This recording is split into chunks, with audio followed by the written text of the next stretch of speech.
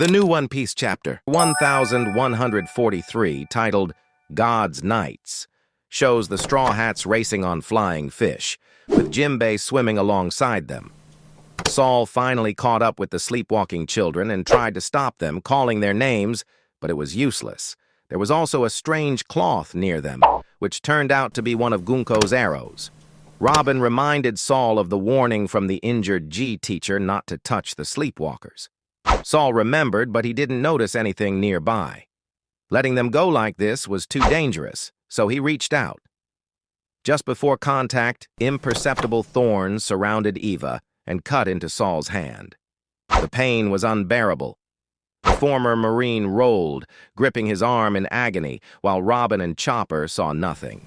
Back at the school, Anne was desperately calling. She reported that all the Walrus School students had suddenly fallen into a deep sleep, but despite being unconscious, 9 of them were walking away. The Western Village was in chaos, and Anne was clueless about the cause. To make matters worse, massive beasts of colossal size had emerged from the forest, adding to their worries. With the use of the telediction snail, exclusive to Elbaf, they confirmed that the 9 children were headed toward the 8th branch. Nami couldn't believe how suddenly everything was happening. She worried if the kids would be okay. Jinbei could only wonder what was going on, and Brook's skull was still beneath his belt. Have any of you guys ever wondered what it would be like to eat giant food? Anyway, the 8th branch was on fire at the moment, so things weren't looking good. Turns out Elder Jeru is Elva's great-great-grandfather, so he was really worried.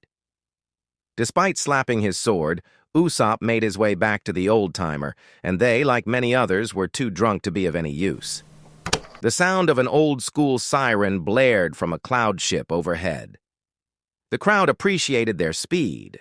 They were like the Elbaf's version of firefighters, and everyone was relying on them. Just as they neared, something bizarre happened. A giant undead soldier emerged from the trees and swatted the ship away like it was nothing. Everyone was in shock. Meanwhile, Saint Summers sat there laughing maniacally, shoveling food into his mouth. The celestial dragon couldn't help but find amusement in Saul's expression when thorns pierced his skin. He referred to it as, "Love is both roses and thorns," but wasn't too thrilled about Gunko's cold reaction. Apparently, the more someone cares for a person affected by the thorns, the more excruciating it is to touch them. He couldn't wait to see the parents try to embrace their kids, only to be ripped apart. This psycho had eaten the thorn fruit, turning him into a briar man. He taunted Gunko, but she remained as calm and composed as always. Saint Summers asked Gunko which path she was taking to lead the kids. She was using the central route, though there were plenty of other thick branches that could take them the same way. Either way, they were heading toward the ocean cloud ship near the village. In the next few chapters, we're probably going to see the villagers helplessly watch as their kids get snatched away. That's rough, but hey, we know Luffy and Zoro aren't about to let that slide. Since the thorns hurt loved ones the most, outsiders like them should be fine. And let's be real, those two have tanked way worse. The real problem? They're stuck in the underworld dealing with Loki, who's out here writing depressing poetry instead of ruling properly. Meanwhile, Summers sees being in the center as basically being a sitting duck for anyone too weak to escape. Kingham, on the other hand, had bigger concerns, like how his food was missing salt. But the moment the Holy Knight started thinking about seasoning, a beam came straight for his head. Next thing he knew, he was out cold. Luckily, his comrade reached into his dream and yanked out some magical gourmet salt, because that's apparently a thing now. This was all thanks to his mythical dragon devil fruit, model Qilin, a creature from Chinese mythology. Despite looking like a mix between a giraffe and a deer, Qilin are actually considered dragons. And let's be honest, being able to force people into deep sleep is a broken ability. At least dodging still works, but good luck avoiding bedtime forever. This dragon devil fruit makes so much sense, especially considering he's a celestial dragon. If there's one Zoan form they'd actually respect, it's this one. Once Street Summers had the salt in hand, he snapped awake. This is the same crazy power he used to turn children's fears into literal nightmare creatures. And Kingham? He's out here multitasking like a pro, summoning horrors left and right. The salt was a genius move. Honestly, I'd keep some on me at all times, just in case of ghosts, demons, or really bad cooking. But honestly, this power is insane when you think about how wild a kid's imagination can be. Giant food, titanic monsters, you name it. It's like the ultimate cheat code. Speaking of crazy ideas, the ship they're using for the kids was originally built for giants, but with a painter on board, they could probably whip up their own rainbows while they're at it. Meanwhile, Gunko actually showed some personality for once. Turns out all it took was a good meal. Summers, on the other hand, was side-eyeing Elbaf's culture, thinking something was off, and when things finally seemed settled, they started heading back home. But Summers wasn't buying it. This mission felt way too easy. You ever finish a test early and just sit there, convinced you missed a whole page? Yeah, that kind of feeling. Gunko wasn't having it either. She told Summers to stay sharp because she spotted a pirate ship in the village. Not just any ship, the one and only Yonko Luffy's. Meanwhile, the fire was spreading way faster than anyone expected, mostly because the Holy Knights were too busy being indifferent to notice that Loki had started another one. Down in the underworld, Loki was staring his brother down, daring him to make a move.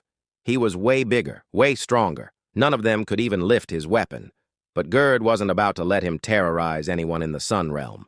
Loki, on the other hand, was all about it. He was counting on victims, watching the flames spread, breathing heavy like he was in a gym montage. He gave them a choice: drop their weapons and leave him alone, or he'd go full rampage mode and take out everyone in the Sun Realm. Meanwhile, Sanji turned to Luffy, clearly expecting some kind of explanation. But Luffy wasn't focused on that. He was too busy worrying about how bad Loki's injuries looked. Because if they didn't handle him now, the only other option was letting him rampage, and his brother was quick to fold, much to Loki's delight, but Zoro told Harridan not to fall for it. Luffy accepted his previous vow to handle Loki if he gets out of hand. Harridan warned Luffy to stay away from Loki, or he'll get zapped, something that Luffy is actually immune to. Loki accepted Luffy's statement as their response. Gerd warned them. There was no coming back from a crime like this. She pleaded with Loki to think about the children, which meant, despite everything, he hadn't done anything completely unforgivable yet. Zoro, as usual, wasn't having it and barked at Luffy to keep his word. Loki's wounds were getting worse. Luffy was about to drop him, and honestly, the guy was already teetering on the edge. And just like that, the entire situation changed. Loki fell in just a blink. According to Zoro, he was already at death's door. Just standing took everything he had. His plan probably involved passing out after getting away, but even that seemed unlikely with how much blood he lost. And honestly, this kind of play is exactly what you'd expect from a trickster. Now, it's up to Luffy. Does he treat the giant or leave him to die? Luffy still wants to talk to the guy. He was already in bad shape when they found him, and with that, it was clear to Road that someone had tried to kill him, which had nothing to do with his past crimes. Thinking it over, Road started piecing things together. Luffy asked they really had to save Loki, no matter what kind of person he was. Luffy doesn't want to just watch him die. The sworn vassal of the Straw Hat Grand Fleet hesitated. Some time passed. According to Gerd, it would take months for Loki to fully recover. They set up a makeshift bed for him and even reinforced his shackles. If they were going to properly treat his wounds, Loki shouldn't be left here, but bringing him back to the village would be a death sentence. Luffy was impressed by Loki's horns. With his helm removed, it was clear that he carried the same signifier of the ancient giants that his father, King Harold, once had. Hadin, who doesn't have horns, started reminiscing. He remembered their father's wish for them to get along in his absence, to work together for Elbaf's sake. Even back then, Loki was noticeably taller. But despite their father's hopes, Loki never accepted his brother. He refused to acknowledge such a weakling as his big brother.